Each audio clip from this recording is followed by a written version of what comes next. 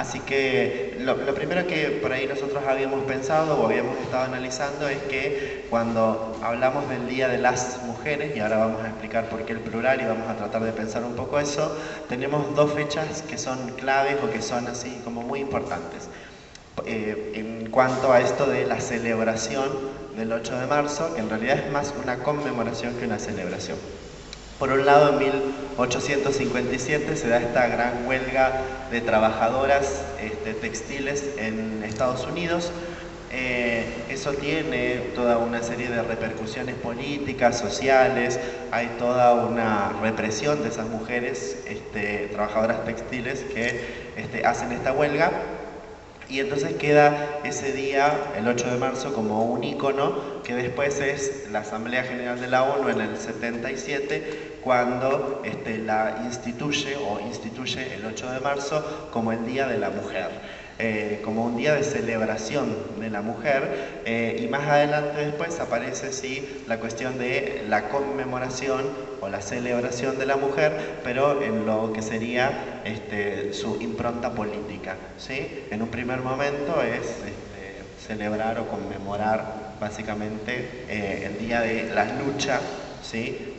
Por el trabajo femenino. Bueno, un poco pensando en esto, lo que nosotros, o lo que yo quiero decirles, y les traje acá esta imagen de un mural que se hizo hace poquitos días, ¿sí? Porque fue ayer, que se hizo este mural acá cerca del centro de la ciudad. En donde vemos a Luana Berkin, que como decíamos al principio, estábamos un poco homenajeándola en estas jornadas, y la traje puntualmente esa foto porque me parece que simboliza esto de no solamente la conmemoración del Día de la Mujer, sino de las mujeres. Nosotros por ahí, calculo que todos acá en los tres nos vamos a definir como feministas. Las feministas, los feministas, estamos bastante de acuerdo en esta cuestión de que cuando hablamos de las mujeres siempre tenemos que pensarlo en plural, porque no hay una sola forma de asumir la feminidad, no hay una sola forma de ser mujer. Y además, también, teóricamente, hablamos de esta cuestión de los feminismos. No solamente hay distintas maneras o distintas formas de ser mujer en nuestra sociedad, sino que además y sobre todo hay distintas formas de pensar políticamente, de analizar políticamente y de entender políticamente lo que implica el ser mujer en nuestra sociedad, ¿sí? Y eso cuando nosotros lo llevamos a todo un plano académico, a todo un plano político, a todo un plano de la militancia, adquiere distintas orientaciones y perspectivas en las cuales muchas veces se entra como en pugna o en crisis, ¿no? No todos los feminismos van de la mano, no todos los feminismos están de acuerdo entre sí y muchas veces los postulados son muy distintos. Si bien podríamos decir que el plano en el cual estaríamos todos de acuerdo sería la igualdad, eso después hay que siempre revisarlo y retomarlo. Bueno, dicho eso, hecha esa aclaración, no le voy a quitar el protagonismo a Mónica, así que no voy a hablar de todas las leyes y de todas las normativas que hay. Solamente tomamos algunas a partir de las indicaciones que nos dio Mónica. Algunas de las leyes que por ahí han sido más significativas, que no son todas, ¿sí? Las que están ahí, pero que tienen que ver un poco con cómo desde la vuelta de la democracia las mujeres han ido tomando en nuestra Argentina y en Latinoamérica cada vez más protagonismo, y ese protagonismo se ha ido reflejando en el plano normativo. Nosotros siempre pensamos como desde una contradicción, que es que por un lado sostenemos que las leyes son necesarias, pero por otro lado sabemos que las leyes no alcanzan. Es decir, por más de que haya leyes que protejan a las mujeres en los distintos ámbitos de desarrollo de su vida contra la violencia, eso no significa que la ley pare la violencia, ¿no? Pero bueno, a su vez consideramos que son necesarias e importantes. Y una de las leyes por ahí más emblemáticas de la vuelta de la democracia es la ley del divorcio, ¿sí? O la ley del divorcio vincular. Y más ya a partir de los 2000 todo lo que tiene que ver con la salud sexual y reproductiva y todos los derechos que acarrean, ¿sí?, la ley de salud sexual, derechos reproductivos y procreación responsable, que tienen que ver no solamente con cómo la mujer va ganando espacios que tienen que ver con sí mismas, ¿sí?, con sus propios derechos, sino sobre todo con cómo la mujer empieza a ser o empieza a asumirse políticamente y legalmente como dueña de sí misma, ¿no? Nosotros a lo largo de nuestra historia tenemos un montón de antecedentes y de leyes incluso que hablaban de que las mujeres no eran ni dueñas de su propia propiedad, no tenían propiedad, ¿sí?, no eran consideradas ciudadanas, no podían votar, no tenían la posibilidad del acceso al trabajo, no tenían la posibilidad del acceso a la educación. Bueno, todo eso va cambiando de alguna manera, pero siempre hay una disparidad y siempre hay una subvaloración de la mujer en las leyes, ¿sí?, hasta estas últimas, en donde empieza a aparecer la mujer con ese rol protagónico, ¿sí? Es dueña de su cuerpo, ¿sí?, y puede a su vez hacerse cargo por sí misma. Una de las principales leyes, ahí están mencionadas todas las leyes que por ahí son las más significativas, incluso la ley que sanciona o que promulga la emergencia en violencia de género. También aparece esta cuestión de la incorporación del femicidio como carátula legal o como figura legal, que en estos días se estuvo hablando mucho de eso a partir de la muerte de estas dos argentinas, o supuesta muerte de estas dos argentinas en Ecuador. Bueno, pero quizá una de las leyes que falte en el contexto de toda esta normativa sea la ley del aborto, que sigue estando como dato pendiente y yo, así poco optimista como me caracterizo, calculo que va a seguir pendiente por muchísimo tiempo más allá de las figuras que se reconocen legalmente, ¿sí? Bien, en base a esto, una de las para que podamos concretar esto y ver lo que les decía recién, cuando la modificación del Código Civil del año pasado, ahí aparece concretamente la equiparación jurídica de varones y mujeres, ¿sí? Esa equiparación jurídica de varones y mujeres implica quizá no cambios tan radicales en la vida cotidiana, porque eran prácticas que ya se venían produciendo, pero sí que vienen a concretarse desde el plano legal. Pensemos que, por ejemplo, todas estas modificaciones van desde cuestiones concretas, como que las mujeres puedan heredar, por ejemplo, o que puedan trabajar, a cuestiones por ahí mucho más cotidianas, pero a su vez más complejas, como la construcción del parentesco, ¿no? Por ejemplo, en la actualidad se ha modificado, por ejemplo, como el parentesco estaba, no sé si sería lo adecuado hablar de parentesco, pero para cerrar y que nos entendamos, por ejemplo, si alguna de ustedes tiene un hijo, puede ponerle primero su apellido, o el apellido materno, ¿sí?, y después el paterno, o puede ponerle el materno nada más, sino el paterno, bueno, y demás. Ese tipo de cuestiones que tienen que ver con el parentesco también van generando modificaciones en el plano de la cultura. Bien. Bueno, ahora sí, lo que considero que es un poquito más, que tiene que ver con esta cuestión de la formación docente, la docencia y qué papel han tenido las mujeres en la educación en los últimos 30 años.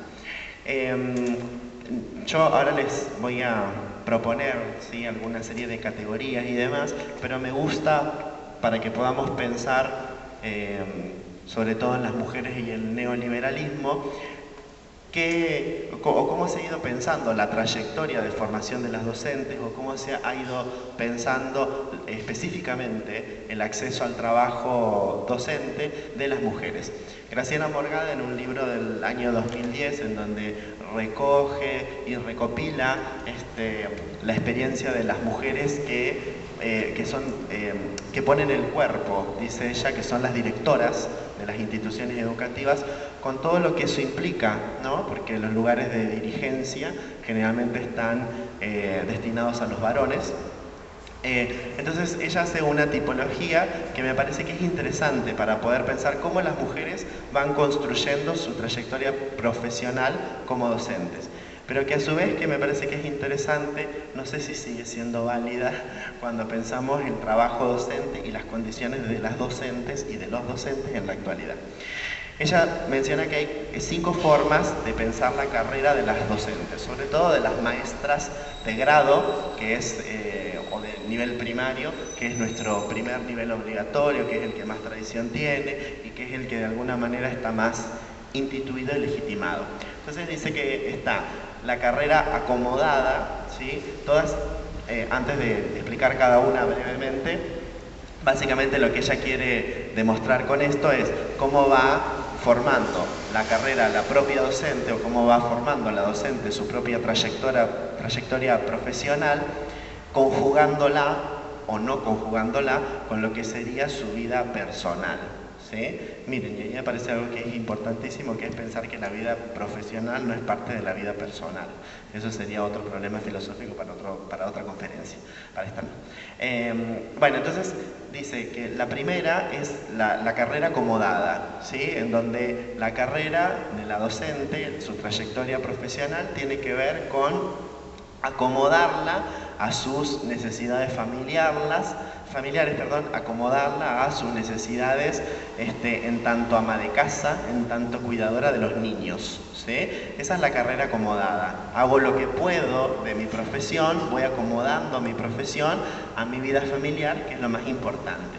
Ahí aparece otro sustrato, que es algo que por más de que nosotros pensemos que hay condiciones de mayor igualdad para las mujeres en la actualidad, las mujeres en la sociedad argentina y en la latinoamericana sobre todo, ¿sí? Siguen siendo las que se hacen cargo del cuidado de las nuevas generaciones, ¿sí? Antes o después. Porque, no sé si las chicas van a estar de acuerdo conmigo, yo puedo ser muy libre y tener muchas condiciones profesionales y seguramente mis hijos van a quedar al cuidado de una persona que en muchos casos va a ser inmigrante y que va a tener condiciones laborales de las no más adecuadas, ¿no? Entonces, a pesar que en los niveles en donde hay mayores condiciones de igualdad, donde las mujeres pueden tener otro rol social, ¿sí? Eso no hace que esa clase social o ese grupo económico no siga perpetuando otras diferencias que están presentes en la sociedad, ¿sí? Como yo soy de filosofía, Hegel habla del amo y el esclavo, ¿no? Y Baudrillard, en un texto mucho más reciente, dice, bueno, el objeto o el esclavo ha dejado de ser tal en nuestra sociedad. Bueno, no tanto, ¿sí? Porque en realidad lo que van haciendo este grupo de mujeres es, si se quiere, esclavizar a otras mujeres. Bueno, un poco más complejo, pero lo dejamos ahí. Entonces, la primera es la carrera acomodada. Acomodo mi carrera a mis necesidades familiares, a mis necesidades personales, a mi desarrollo como mujer tradicional hegemónica. La segunda es la carrera como prioridad, ¿sí? Es decir, la opuesta a la anterior. La carrera docente es la prioridad y eso hace que la vida personal y familiar de la docente quede relegada. Este tipo de análisis de la carrera docente siempre tiene un montón de connotaciones negativas, porque en nuestra sociedad, ¿sí? aquella docente, por ejemplo, que priorizaría su carrera, siempre está connotada de modo negativo, ¿no? Es la que no entiende nada, la que después se va a arrepentir cuando se pierda todo lo que pasó con el cuidado y la crianza de sus hijos, es la que no disfruta de ser mujer, ¿sí? Es la que, de alguna manera, al tener la prioridad como carrera, tiene muchas características masculinas. Entonces, en ese sentido, es bastante desnotada esta forma de interpretar la carrera. Acá también podríamos hacer una aclaración. Cuando hablamos de la carrera como prioridad, muchas veces aparece la carrera como prioridad a partir de pensar que la mujer está incompleta, ¿sí? Bueno, su carrera es la prioridad porque no tiene otra cosa que hacer. Y sí, si es sola, vive sola. Y sí, si no tiene hijos, ¿qué otra cosa va a hacer? ¿No? Entonces, por eso pone como prioridad la carrera docente. Bien. La tercera es la carrera en 2 pasos y esta es como la que yo creo que está más poco válida en la actualidad, ¿sí? Que era algo que pasaba a lo mejor no están de acuerdo conmigo, pero que era algo que por ahí podría haber pasado en otro momento, hace 50 años atrás, ¿sí? En donde la carrera estaba dada en 2 pasos. ¿Qué quiere decir esto? La maestra normal se recibía de maestra, trabajaba un tiempo, interrumpía su carrera para tener a sus hijos, criarlos, cuidarlos. El nido vacío hacía que la maestra volviera a su segundo paso de la carrera, ¿sí? Entonces esa sería la carrera en 2 pasos o en 2 tramos. La cuarta, que es muy parecida de alguna manera a la primera, que es la carrera postergada, ¿sí? Aquella docente que está, según Morgade, frustrada profesionalmente y que dada su realidad familiar, dada su realidad personal, tuvo que postergar sus inquietudes y sus inclinaciones profesionales. Esta persona que posterga su carrera es aquella que, por ejemplo, ¿sí? Diría cosas como: si yo volviera atrás haría otra cosa, le hubiera dado más prioridad a mi carrera, hubiera dedicado más tiempo para hacer otra cosa, ¿sí? A veces se escucha mucho, nosotros que estamos en un instituto de formación docente, que somos como el último eslabón del sistema educativo y donde muchas veces se ve la formación docente como una posibilidad de acceso. Salgo del aula de primaria y me vengo al instituto de formación, muchas veces se ve esta idea de la carrera postergada como que una es vieja para estar en ese lugar, ¿no? Como que ya se me pasó, me tendría que haber avivado antes de llegar a tal o cual lugar, ¿no? Bien, y la última, que es la carrera compensatoria, otra vez muy parecida a la carrera como prioridad, a la segunda, que es la carrera como compensatoria de todas aquellas incompletudes que tienen las mujeres en tanto sus mandatos sociales y sus mandatos hegemónicos.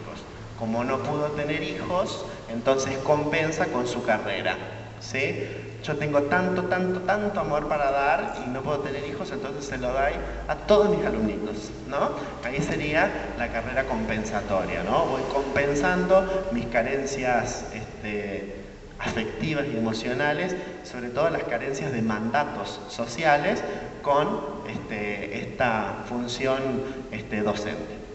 Bueno, esto es lo que dice Graciela Morgade y yo pensaba, ¿no? En el contexto de la sociedad actual, qué lugar o qué rol van cumpliendo las maestras, ¿sí? Sobre todo pensando en las maestras de nivel primario, y pensaba que en realidad muchas de estas condiciones o muchas de estas tipificaciones que hace Morgade pierden valor, porque en realidad la mayoría de las maestras en nuestro contexto actual tienen doble cargo, ¿sí? Son cabeza de familia, sustento familiar, y entonces no tienen mucho tiempo para poder pensar cómo van a planificar o cómo van a construir su carrera, ¿sí? Y eso se mezcla, que era una de las cosas que nos parecía a nosotros importantísimo trabajar, que era qué pasaba con el neoliberalismo, ¿no? Entonces, en épocas de etapas o en momentos de neoliberalismo, de capitalismo, ¿qué es lo que pasa? La maestra no solamente va cumpliendo su rol como profesional, sino que va a asumir otros roles que tienen que ver con el cuidado más básico y más concreto de las nuevas generaciones, ¿sí? Básicamente, además de enseñar tal o cual cosa, que formaría parte de una disciplina específica, tiene que hacerse cargo de dar de comer, tiene que hacerse cargo de abrigar, tiene que hacerse cargo de cuidar, ¿sí? Y eso ha ido modificando las condiciones de nuestro trabajo como docentes, a tal punto que en las últimas normativas nosotros reconocemos eso como una función docente, ¿sí? Digo reconocemos porque yo estoy de acuerdo, pero en realidad el Estado nos hace reconocer a nosotros que estas son funciones que nos competen, ¿sí? ¿Qué quiero decir esto? Que yo tengo que ir, ¿sí? Y además de enseñar, ocuparme del cuidado de los otros con todo lo que implica el cuidado. Y ahí yo me permito hacer como un paréntesis. En realidad lo que habría que pensar es que siempre, a lo largo de toda la escolarización obligatoria, ¿sí? Desde el principio de nuestra escolarización obligatoria, con la ley 1420, en el 1884, siempre han habido formas de cuidado y siempre han habido formas de asistencia vinculados sobre todo a la escuela primaria, ¿sí?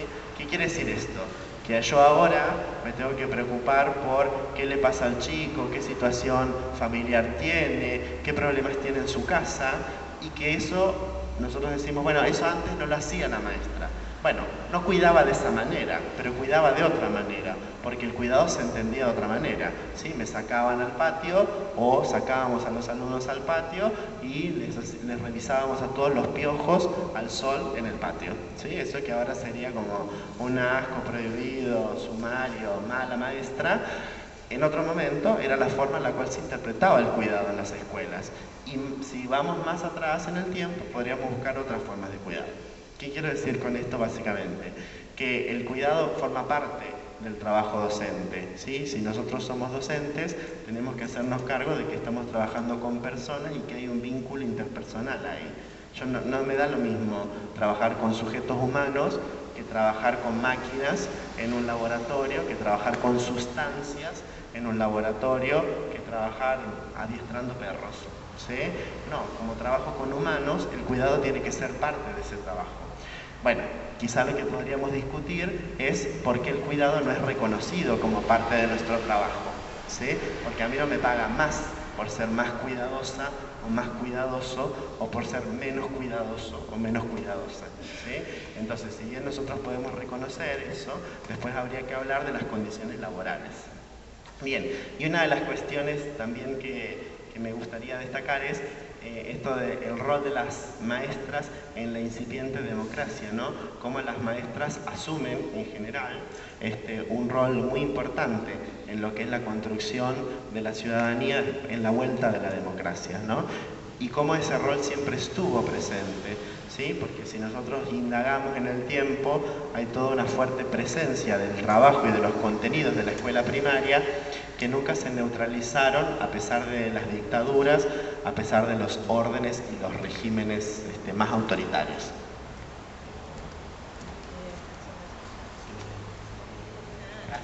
Bueno, para seguir pensando en esto, ¿qué es lo que quiero que pensemos? Por un lado, cómo se da, como yo les pongo acá, la pauperización del trabajo docente y el desprestigio del rol de enseñar. ¿Por qué? Porque a su vez que los y las docentes, y sobre todo las docentes, son las que asumen un rol fundamental, sobre todo en la década de los 90, principios del 2000, en lo que tiene que ver con la atención de las primeras infancias y sobre todo con lo que tiene que ver con sostener la cultura, ¿sí? Y sostener a las personas en la sociedad.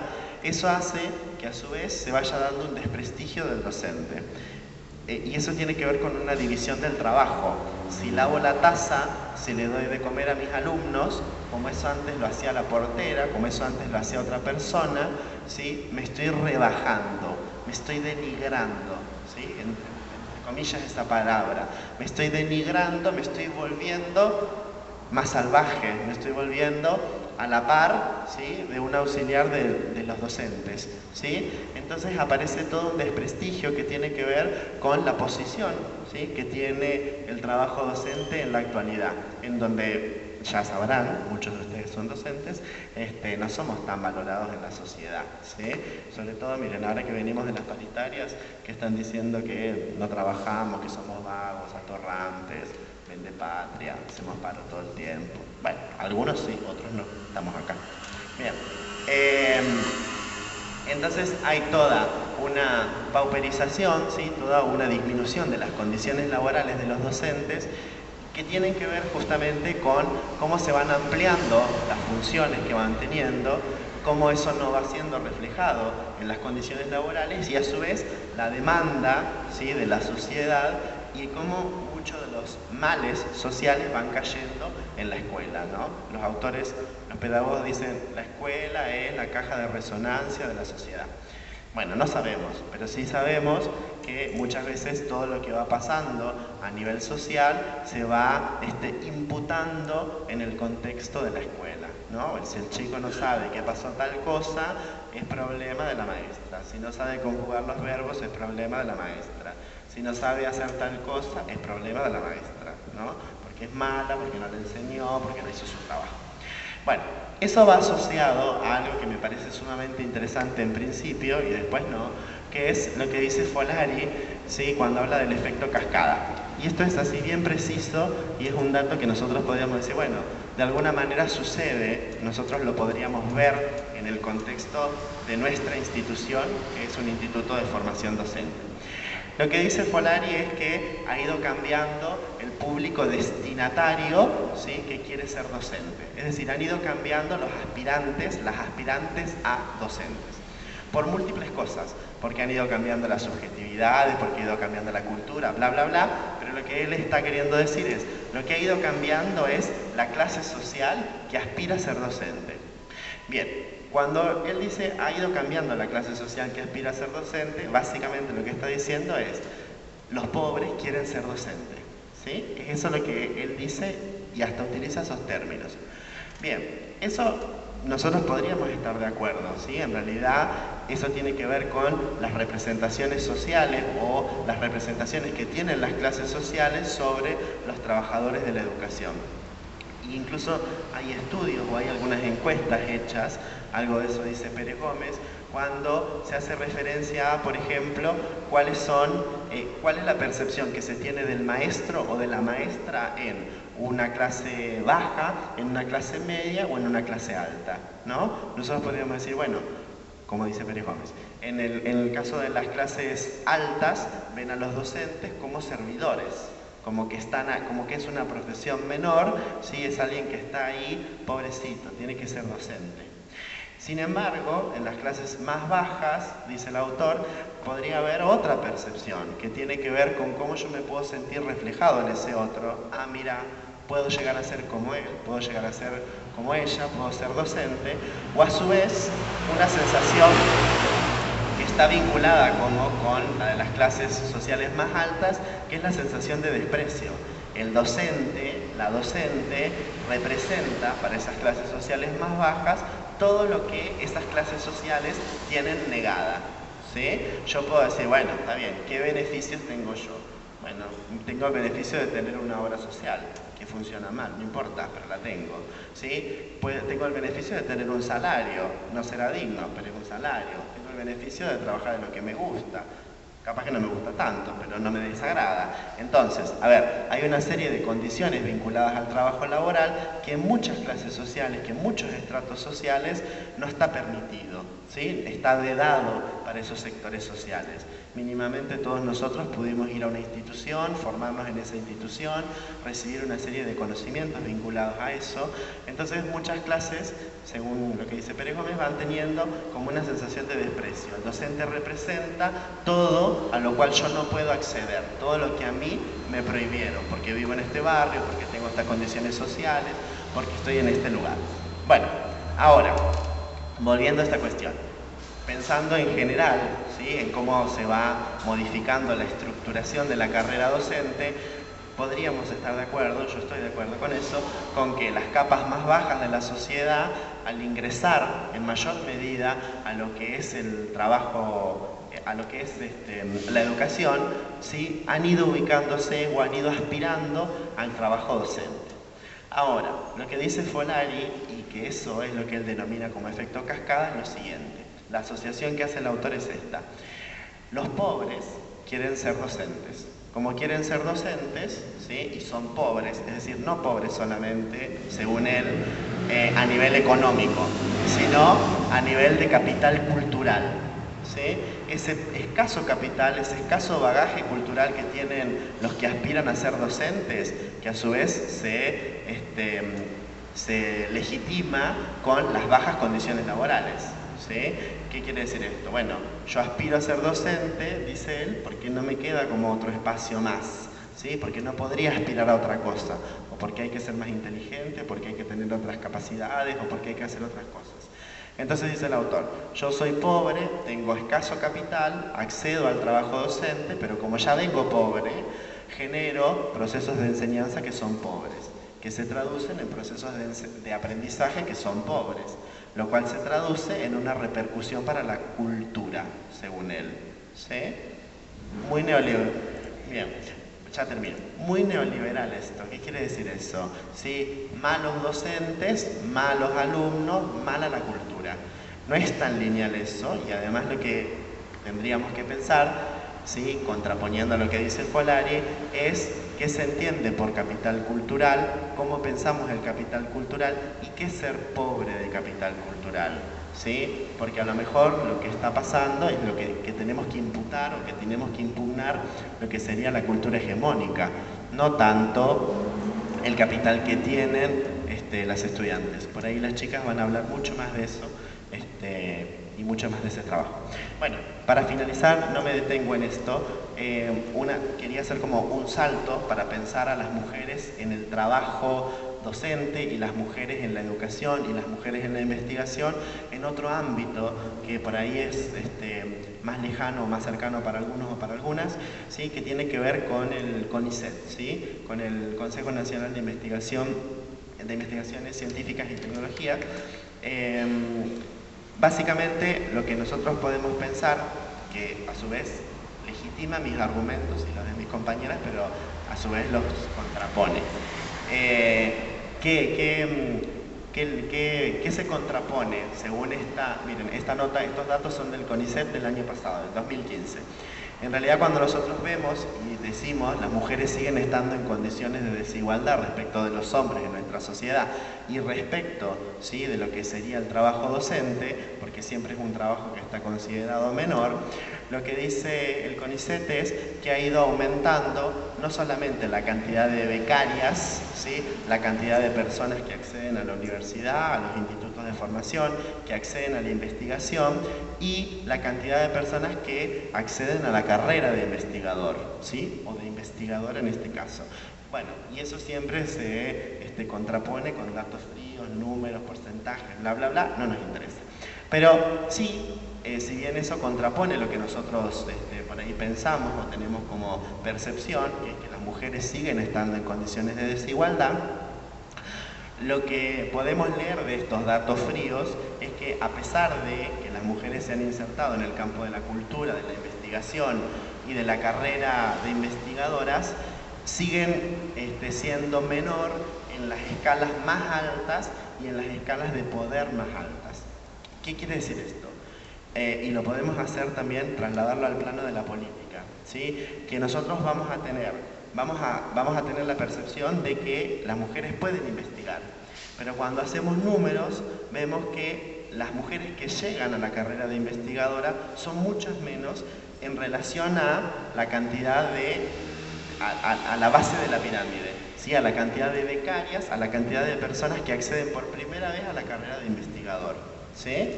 Lo podemos pensar en otro dato. Nosotros podemos decir, bueno, las mujeres pueden dedicarse a la política, ¿sí? Bueno, está bien, pero vamos a tener menor cantidad de ministras, menor cantidad de juezas, menor cantidad de espacios de poderes ocupados por mujeres, ¿sí? O sea que se sigue manteniendo esta cuestión vinculada a la desigualdad. Bueno, y solamente termino con esto.